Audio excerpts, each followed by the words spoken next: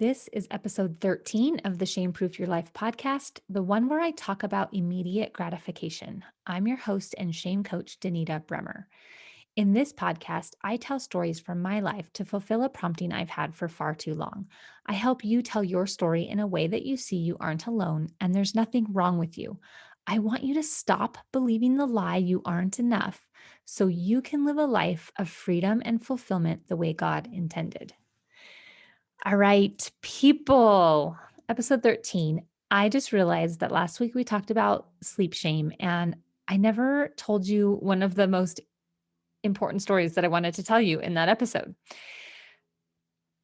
It is from my own experience in the last couple of weeks where I've been setting my alarm, but then kind of laying in bed for 20 to 30 minutes. And I don't generally like have a problem with that, except that there are things that I wanna get done that I then later on say, "Ugh, I wish I had gotten up earlier so that I could have gotten these things done." Things like reading my scriptures and journaling and I just feel like when I wake up just 20, 30 minutes earlier, no, get up 20 or 30 minutes earlier, my day goes a lot more smoothly. So I recognize that it's a choice that I have and I thought I was not beating myself up over it, but the other day I my alarm goes off and I kind of lay in bed for a while. And then when I finally got up, I heard myself say to myself, "You suck." And I was like, "What?" And so then my brain starts connecting all these dots. I had never realized, I mean, I guess I had realized that I told myself that, but it kind of felt like a, yeah, yeah, yeah, you suck, and then move on. And when I heard myself say it this time, I was like, no wonder I don't want to get out of bed. Staying in bed is comfortable and cozy. And like last week, I talked about like sometimes I have dreams that give me these spiritual insights. So I get a lot out of like a lot of comfort or positive emotion from staying in bed. And then if I'm telling myself I suck as soon as I get out of bed, of course I don't want to get out of bed. Right. So it's just a little moment that I noticed for myself, and maybe you can notice some of these moments for yourself as well of where I was beating myself up and I just didn't even notice. And now I'm like, oh, it makes sense. Right. So now I've been practicing a lot of compassion and love and just kindness, plain kindness toward myself when I get out of bed. Okay. I want to talk about immediate gratification. I had an experience yesterday where I was in conversation with a friend. I've had conversations with this person a few times, but I don't know her really well. And, it started out with just sort of normal chit chat. How are you doing? And I had mentioned, because Easter was this past week, that I've been eating too much chocolate and I've been having headaches. And she said, "Oh, yeah, I get headaches too." And so that's kind of where the conversation started. And she mentioned that she wanted to lose some weight and that she realized that the reason why she wasn't losing weight was because she doesn't like to feel uncomfortable. And she knows I'm a life coach. And I was like, well, that'll do it. If you don't want to feel uncomfortable, you're probably not going to be able to lose any weight. And she asked me, "Well, how do I fix it? What do I do?" And I said, "Well, basically every time you feel a craving to eat something, you have to be willing, instead of answering the craving with food, you have to be willing to just feel the craving." Right? And that's very uncomfortable. And so we were talking about this whole thing of like how we feel uncomfortable and how that's just like so hard. And she well, now let me remember. I think I said what's really uncomfortable is just allowing yourself to feel the negative emotion that comes along with not giving in to your craving. And I mentioned how last year, wait, was it last year or was it 2 years ago? I went an entire year without eating any sugary treats. I didn't get super specific and cut out all sugar from my diet, but I just didn't have any sugary treats like after dinner dessert type stuff. And the first couple weeks were pretty hard as far as like allowing myself to feel those cravings and being like, "Oh, I just really want it."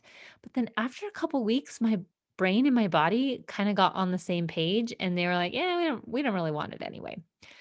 So we were talking about that, and then she started telling me about how like she beats herself up thinking that, she just can't do it. She's not strong enough. And she's like, I just don't get it because I'm strong in so many other ways. Why can't I just lose weight? And I said, you're only probably strong when you have a really good reason to be. And when it's just something for you and you're not really valuing yourself, then it's not really important to be strong. Right. And it's hard to be strong. And I told her this, which I want to offer to you as well. If you have extra weight, which by the way, there really is no such thing as extra weight, no amount of weight on your body makes you less of a person or less valuable or less worthy. But if you weigh more than you would like to weigh, I think that actually means that your brain is really, really good at keeping you safe and alive. So think about it from like an evolutionary point of view. It used to be that people had to travel around looking for food, catching, their prey to eat, finding little berries or fruits or whatever. And they never knew when the next meal was going to come, right? So it was really important to find food and do it in an energy efficient way because the more energy you burn, the more food you need to find. But today, we don't really have that problem. We don't have to go searching for our food. So we have food sort of at our fingertips, very readily available. And our brain still thinks that the more food we eat, the more safe we are, the longer we can stay alive, right? There's that part of your brain whose job is to just keep you alive. And for those of us that have more weight on our bodies or more fat, more really what it is energy stored on our bodies, the longer we will stay alive without eating, right? So I'm pretty thin. And I told my friend, I said, just imagine all of a sudden our food source crumbled and we had no more food coming in. You would stay alive longer than I do, right? And so it just kind of like retells that story in a way that like, oh, my brain is protecting me. My brain is keeping me safe. My brain is keeping me alive. It's doing actually a really, really good job of it.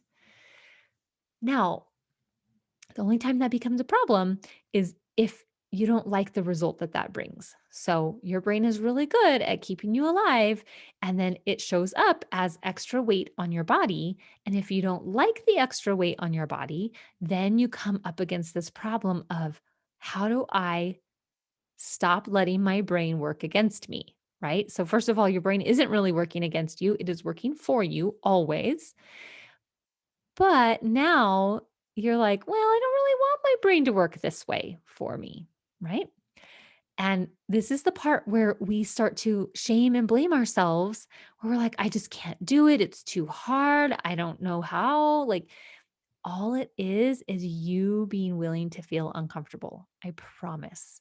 And I know it seems too like simplified, but it really is just that. And this can apply to any goal, not just a weight loss goal. It can apply to a business goal. If you want to make money, it might require you to feel uncomfortable and go out and meet people and tell them what you do and tell them you can help them. If you want to stop looking at your phone 5 hours a day, I'm not calling anyone out but me, then it might make you uncomfortable when the phone is sitting right there and you're like, I really want to know. I really want to see what that text is. I really want to see what's going on Instagram, and to not do it.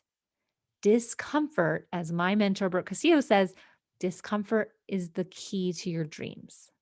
If you are willing to feel anything, you can do anything. Seriously, it's always, always, always about how you feel. Keeping in mind that your lower brain really wants to keep you alive and does not care about how you feel, right? So it's just like, we just want to feel alive, right? We just don't want to be dead. It doesn't care if you're happy. It doesn't care if you're fulfilled. It doesn't care anything else. And I think I have mentioned this before on this podcast. The way I like to apply this in a really concrete way in my life is I like to slow down the process. So instead of saying, I'm hungry, and then walking to the kitchen pantry and opening the pantry and grabbing something, you slow it down and you say, am I hungry? How do I know I'm hungry? What does that feel like? And if you're willing to feel hungry for, I don't know, 5 minutes, 10 minutes, and then like if you tell yourself, yeah, I can just, as long as I feel hungry or feel this craving for 10 minutes, then I can eat whatever I want. Most of the time you do that for 5 or 10 minutes and you're like, yeah, I'm not really hungry anymore. Right? So you can see how being willing to feel the feeling can get you what you really want longer term. And that's the really the main goal is, what do I want long term versus what do I want in the moment? So in the moment, I want to eat the chocolate. Long term, I want to never have headaches, right? And sometimes they're opposed to each other and we have to think in the moment, is this what I want? Now, I like to write it down or call out what I'm doing as part of the process of slowing this down. So I don't struggle as much with eating candy and things because I've done the work on that, but I really struggle with picking up my phone a lot throughout the day. And so I'm trying to create a habit where every time I pick up my phone, I tell myself why I'm picking up my phone, what I'm actually going to do when I'm on my phone. So I'll say something like, and I do say this out loud, I'm picking up my phone because I need to email so and so about this thing. Okay. So it helps me to slow down and really be intentional. Okay. Open up my phone, tap on the email icon, open up the email, type the email out, send. Then my brain wants to go, well, while we're here, we'll just check on Instagram. Right. But if that's not what I said I was going to do, I can so much easier see that, okay, now I'm going off the tracks, right? Like I opened up my phone to send an email. I did not intend to get on Instagram or Facebook or some other app that calls my name every time. And you can do this with your food habits or really any habit that you want to make or break. You can do this as you're standing in front of the pantry or in front of the fridge. I am opening the pantry because I'm hungry. So, first of all, I want you to just really question, are you hungry? Because if you're truly hungry, you will eat a plain piece of boiled chicken, which doesn't give your brain a dopamine hit at all. If that's true and you're willing to eat boiled chicken, then go eat the boiled chicken or the salad. But if you're like, well, I don't really want boiled chicken, then it's your first sign that you're probably not really hungry, right? Now, you can do this also with what we call an urge jar or even just a worksheet where you write down every time you feel your urge to eat or you feel your urge to pick up your phone. Immediately, the instant gratification that I want with my phone is the dopamine hit of finding out if there's new information. But long term, I don't really care about that. Long term, I want to get done the stuff I actually want to get done, like recording this podcast. Or you guys, my office is a disaster. I really want to clean it up. But my brain goes, no, we want to get on Instagram. And so I have to decide consciously which one I want more. Do I want to get on Instagram in the moment and then waste away 20, 30 minutes? Or do I want to do the thing that I actually want to do and clean up my office? Right. And here's the other part is that we tend to tell ourselves, like, oh, I just want that candy, or I just want to hop on my phone really quick. what we're ignoring when we say that is the rest of the equation, right? So I can tell myself, you're welcome to have that Easter candy. You're just also going to have a headache. And when I hear it that way, then I'm way more likely to be like, I don't need the candy. Or if I say, you're welcome to get on your phone and get on Instagram, you're just not going to get the laundry folded like you told yourself you wanted to today. And then I'm like, maybe I'll fold the laundry first and then get on my phone. Right. So it makes the choice a lot easier when I hear the whole, like when I hear what I'm getting in the whole truth of it. Right. So I could be like, you don't have to get up right now. But then you might not read your scriptures today, and that's important to you. So then it makes me want to get out of bed earlier. Or I say, you know, you don't have to go on a run today or a walk. Sometimes I run, sometimes I walk. But then probably you're just going to feel a lot more groggy and just more sluggish. Is that what you want? So it's like the thing we want in the moment coupled with the consequence it brings us versus what we want long term. And you guys, you're not going to be perfect at it. You're going to have times when you're like, I want the candy. I want to get on my phone. I do probably every day. But just knowing what your real choice is really helps you to slow it all down. I mentioned the urge jar, which is basically just the concept of every time you feel the urge to do the thing that gives you instant gratification, if you really sit down and just feel the urge in your body for 5 to 10 minutes, then you get to reward yourself with a marble in a jar. And it seems really simple, but it's like a visual cue of you doing the hard work of feeling your urges, right? Or feeling that feeling of not answering the instant gratification. And it works surprisingly well. The other thing you can do that if you don't have a jar or marbles is just a piece of paper with 1 to 100, might take a couple pieces of paper, and just check off, like I like to write the date and the time, and notice your piece of paper filling up of all the times you allowed the urges. It's kind of the same idea as the urge jar. It's like a visual representation of the work you are doing, the emotional work you are doing when you allow yourself to feel something uncomfortable, right? So it's kind of like a win in your mind because you're like, oh, look, my page is filling up, or oh, look, my jar is filling up, so that you don't walk away and go, I don't get anything from this, right? It's like, no, you might not get to eat the candy or pick up your phone or whatever it is for you, but you do get something out of it. You are flexing your emotional muscle of being able to feel discomfort. Okay, that's enough for now. And so are you. Until next time, go be you and follow the spirit. I would love it if you rated and reviewed the podcast so others can benefit from listening to my stories. Plus, I just want to know what resonates with you and what doesn't. I'd love to connect with you on Instagram or Facebook at Danita Bremer Coaching. And if you're interested at all in life coaching, please visit my website, danitabremer.com, and schedule a free session. See you next time.